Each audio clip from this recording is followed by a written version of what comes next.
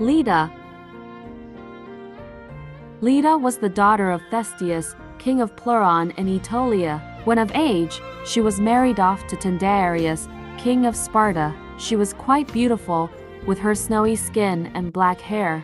When Zeus saw Leda from Mount Olympus, he was mesmerized and wanted her for himself. Zeus then descended from his throne and transformed into a magnificent swan. At that moment, Leda was lying down on the grass when the swan got close to her. Zeus, disguised as a swan, acted scared as a bird escaping from a chasing predator. He got close to Leda and she comforted the swan. Zeus seized this opportunity and seduced Leda. He laid down next to her and impregnated her.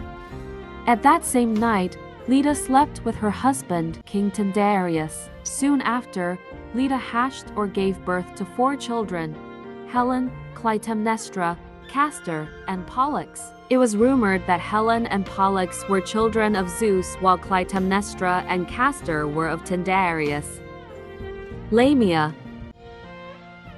Lamia was a beautiful Libyan queen, but some said that she was a daughter of Poseidon. Either way, ancient authors described her as a queen of surpassing beauty. Her exquisite beauty drew the attention of the king of gods, Zeus. This attraction led to making Lamia one of his mistresses.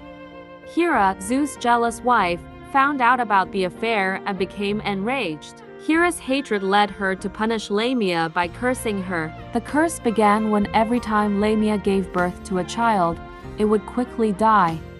The constant death of her children caused extreme anguish to Lamia that affected her mental state. Another curse of Hera was the inability to sleep. The loss and sleeplessness tormented Lamia so much that it led to her madness. Lamia began committing heinous acts because of her insanity. She snatched up children and infants from their mothers, took them to her cave, and devoured them. The madness and cannibalism turned the once beautiful woman into a child-eating monster. Semele. Semele was a Theban princess, daughter of mortal hero Cadmus and Harmonia, goddess daughter of Aphrodite and Ares.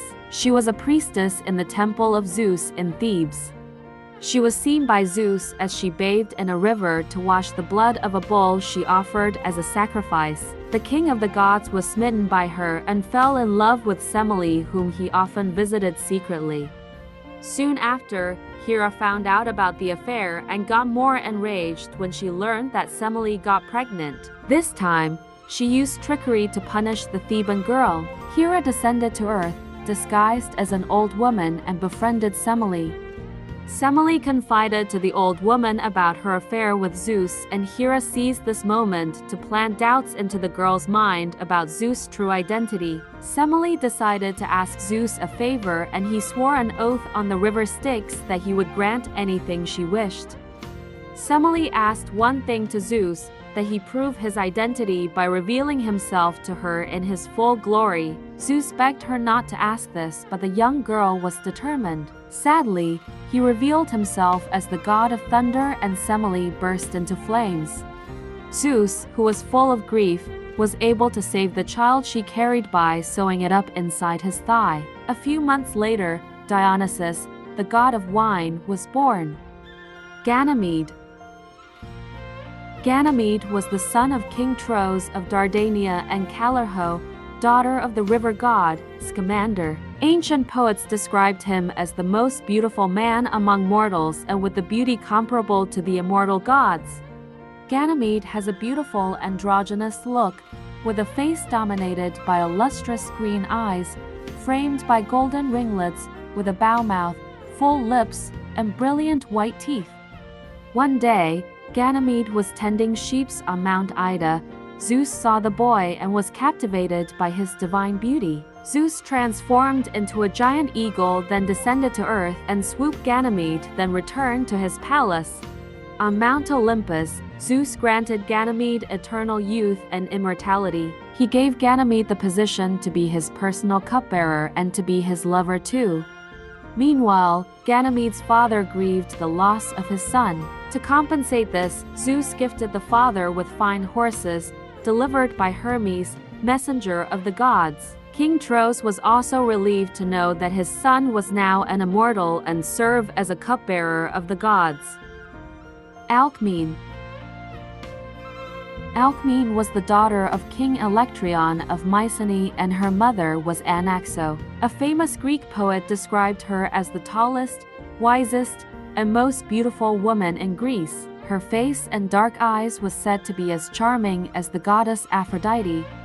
She was married to Amphitryon, son of King Alcaeus of Tiryns. Later, Amphitryon accidentally killed his father-in-law and was exiled to Thebes together with Alcmene, where he was purified and absolved with his sins by the Theban king.